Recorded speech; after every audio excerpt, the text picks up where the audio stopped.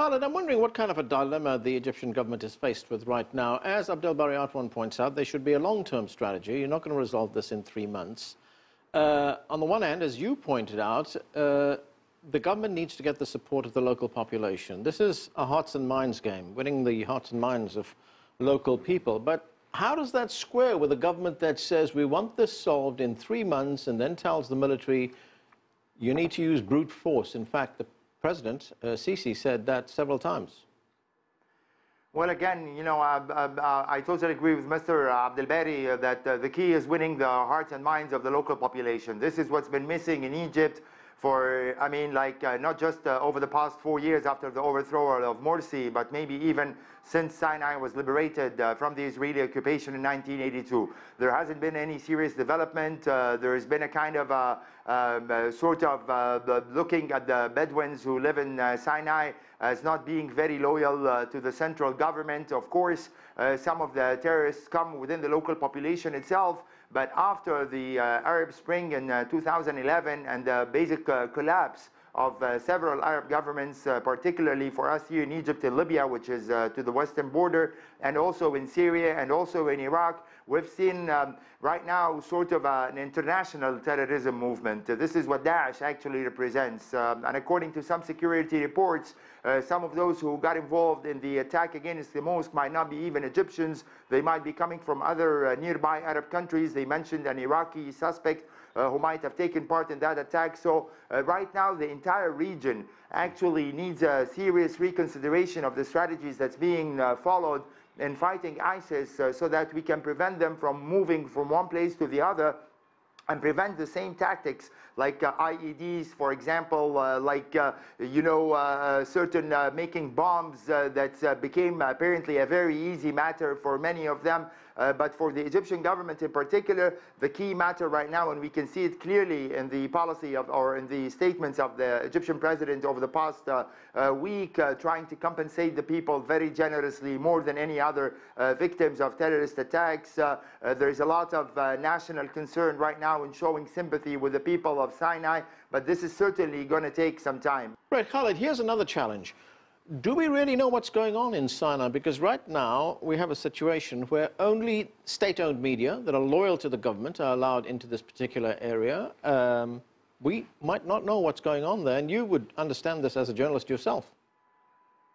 Well, I mean, let me tell you that even government media is not allowed into Sinai. I work for a pro-government newspaper, which is Al-Ahram Weekly, and the problem right now is that our only source of information of what's happening in Sinai are the official statements that are being issued by the army and by the Egyptian Interior Ministry. And as a matter of fact, in 2015, August 2015, the Egyptian government passed a law which basically threatens a very hefty penalty on any Egyptian journalist who dares to publish information that's not approved by the official authorities. So that's another major problem. It's a problem for the local population to move within Sinai, and this is a very critical problem for them. People are suffering, no electricity, no internet, difficulty in movement, and of course, as you mentioned, they are shut down from the outside world. So definitely there needs to be more engagement by the Egyptian people in knowing what's happening in Sinai so that we can support the effort of the Egyptian government. It is indeed a mystery, even for me as an observer, that every other week I get a statement from the Egyptian army saying that we killed 20 people, 20 suspected terrorists, 30, 50, sometimes up to 100. And at the end of the day, 1 or 2 weeks later, we get to find another major attack either against army, police, and this time against civilians, which is unprecedented. Again, I mean, those people were relatively, I think, suspectedly targeted because they belong to a Sufi sect of Islam. So the militants wanted to send a message that they are going to revenge hard against anyone who doesn't agree with their very strict, very extremist ideology. Right, I want to get to that point in a moment, the fact that these were worshippers in a mosque, worshippers who practice this particular brand of Islam, Sufism. Graeme, President Sisi has responded to the attack. Let's take a listen to what he had to say. We are fighting this alone. Egypt is confronting terrorism on the region and the world's behalf. This is why all that is happening at the moment is an attempt to stop our efforts to confront terrorism and an attempt to destroy our will, which aims to stop the criminal scheme which is aiming to destroy what is left of our region. So Is Egypt fighting this alone? And shouldn't the president bear some responsibility for this? Because he's locked up the opposition and its leaders. Now, I think this, as a leader of Egypt, you respond to a situation in a very forceful manner. He must demonstrate to the Egyptian people that he's firm, he's strong, and he's confronting the problem.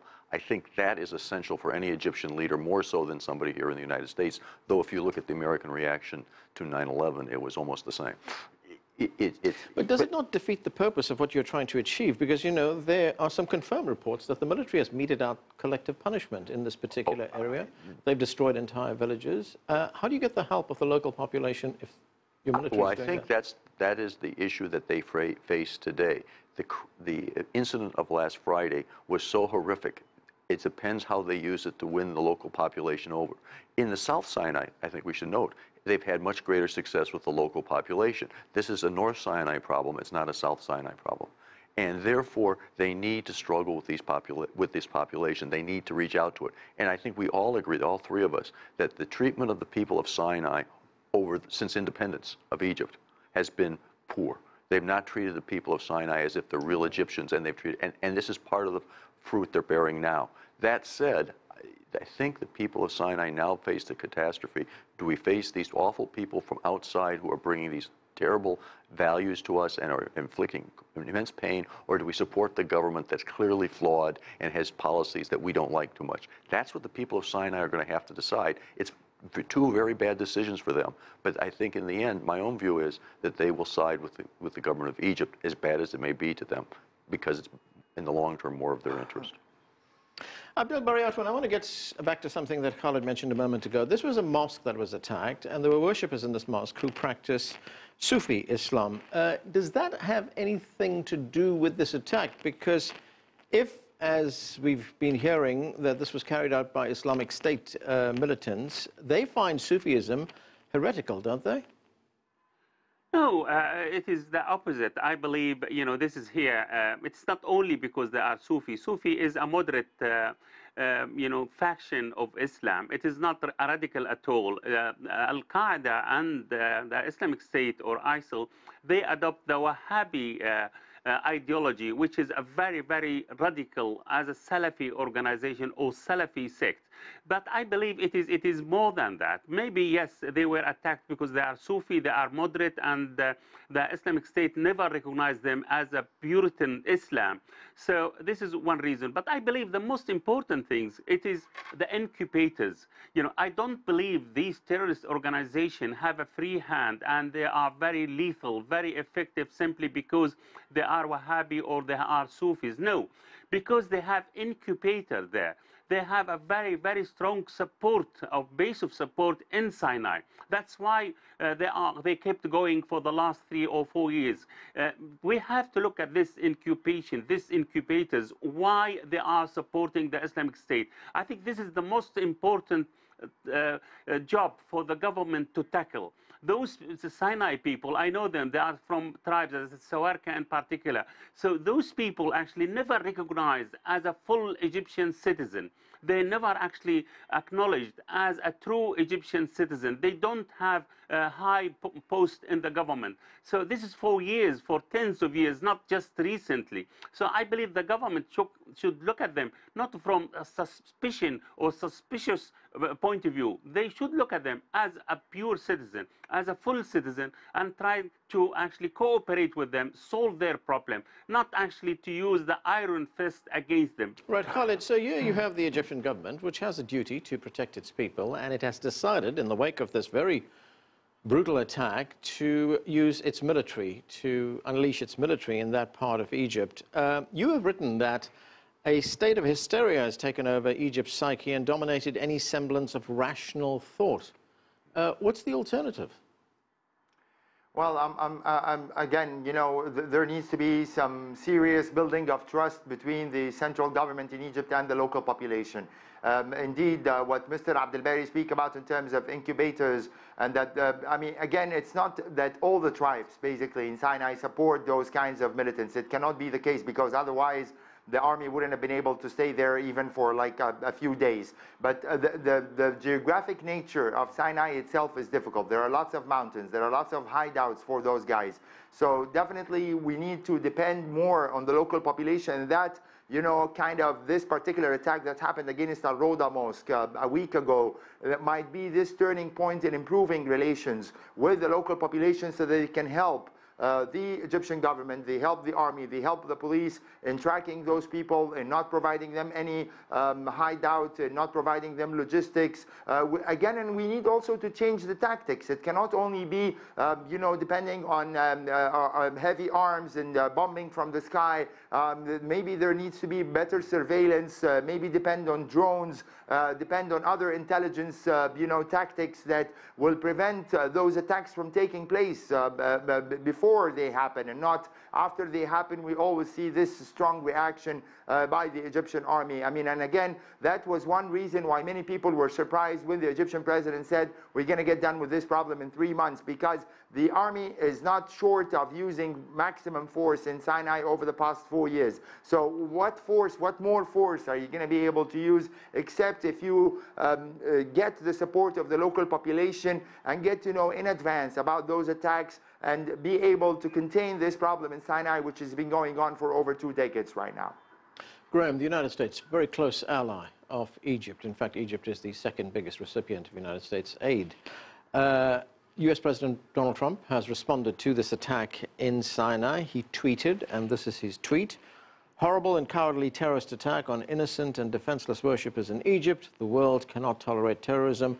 We must defeat them militarily and discredit the extremist ideology that forms the basis of their existence." What else can the United States do? Well, right now, the United States is very divided over what its policy should be towards Egypt. On one hand, you have the people who have become more hawkish, supportive of the government of Egypt. The president is a perfect example of that. You saw that in Capitol Hill this week when 34 congressmen sent a letter to the Secretary of State urging him to put the Muslim Brotherhood in Egypt on the terrorism list. I mean, you see there is a whole movement on that side. But on the other side of the spectrum, we still have a large segment of the American population and much of the foreign policy establishment that is more concerned about human rights, democracy, and the like. So Egypt gets a very mixed message from Washington, because Washington speaks with several different voices. And that's one of the problems we're having right now. But I think everybody agreed the terrorist attack was a serious problem for Egypt. It's a turning point, and we need to help Egypt. The difference is, what's the best way to do it? And there is no unity in the United States on that decision. And Abdel Bari Atwan, there's been something of a change of tactics on the part of the militants operating in Sinai. There was a time when they were attacking military targets and the police, but now they are attacking soft targets, as we've just seen. They've also been attacking the Coptic Christian minority in Egypt, as well as Sufis in this particular attack. Why this change, do you think? It changed for many reasons. First, because these kind of terrorist organizations realize that, first, the army is learning a lot of lessons from their previous experience, and they are now more protected. They use some sort of special protection in order to avoid or to put an end or to abort any previous attack or any prepared attacks against them. This is one thing. Second thing, because they are running out of targets, I mean, I'm talking about ISIS or other organizations, now they are concentrating on the tribes and civilian and population who are taking the army side.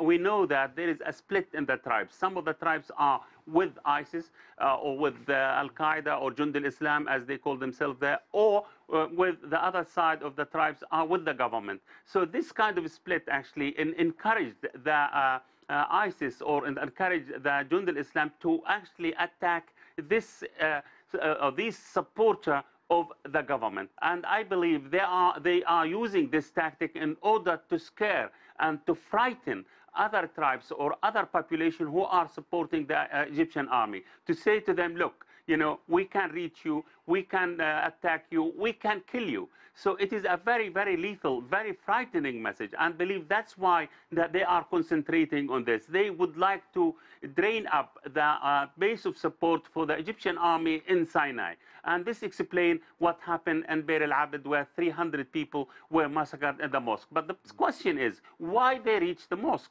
How they reached the mosque? Why they were not actually monitored before that? Where is the intelligence cooperation? Where is the intelligence actually organization or establishment who's supposed to track those people? Because intelligence work is very important when you are facing a guerrilla warfare. And Egypt is facing a guerrilla warfare. It's not facing actually a classical army. So actually, intelligence service here should be more important than any other actually part of the armies or part of the other Egyptian establishment. So I believe this attack is a message. It is a message not to the government only, but also to the population of Sinai who support the government, saying to them, look, if you are continuing to support the government against us, to support the army against us, we will target you. And it seems, the message actually reached its destination simply because, there was a very huge security holes in Egypt or in north of Sinai. Okay. Can I just very quickly? It's pretty significant that until now, Daesh did not claim responsibility for this attack. Right. So, I mean, because we've been saying it's eyewitnesses who said that they have had the black flags, the attackers, but no official responsibility confirming that these guys are aware that they have alienated the local population in Sinai. Okay, well, thanks to all of you for being with us. We have to end it there. That's it for this edition of The Heat. I'm Anand Naidu in Washington, D.C. Thanks for being with us.